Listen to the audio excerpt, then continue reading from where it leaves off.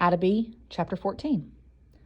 The bus stops at the end of the drive at 7:30 sharp, Ida B, Daddy said at breakfast. The next morning, even though he'd already told me that 3 times the day before. Huh, I said, which sounded more like a growl than an agreement, but not so much to get me into trouble. Ida B, Mama started twice, but she never finished, and I just let it lie. After breakfast, I brushed my teeth, got my bag, walked out to the stop, and waited. I went out way ahead of time so I didn't have to talk with Mama and Daddy, so I didn't have to hear anything even closely resembling, "It will be all right." It was raining and windy, but I left the umbrella Mom had put out for me closed up in my bag. That rain soaked my legs and pelted my face and my eyeballs till they hurt. But I was glad because it just made me madder and more determined to be full-blown ornery by the time I got to school. And when the bus pulled up, I got right on without turning to see if Mama was waving from the window or Daddy was watching from the barn. "Good morning," said the bus driver, smiling and cheerful. "Morning," I said, black like metal, cold, hard, and flat.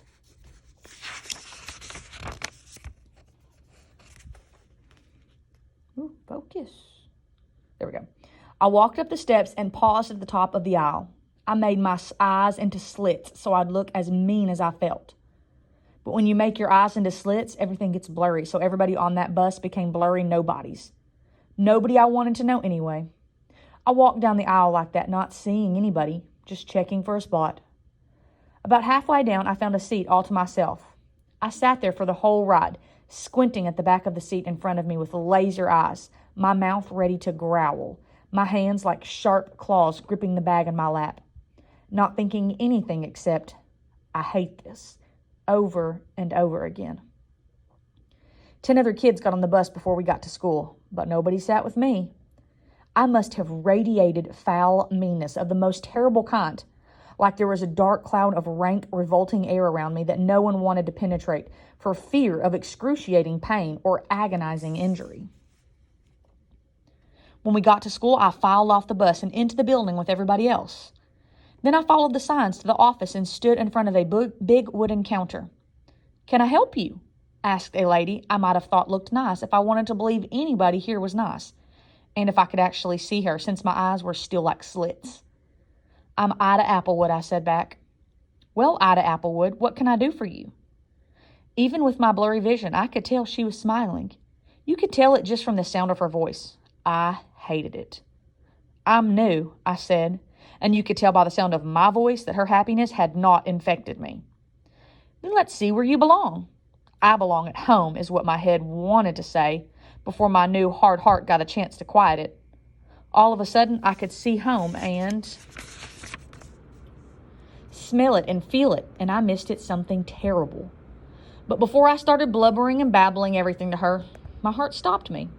It reminded me that even if I didn't belong at Ernest B. Lawson Elementary School, I didn't belong at home anymore either, and I got mad all over again. "Here we are," she said, like she was telling me something pleasing. "You're in Miss Washington's class. That's room 130.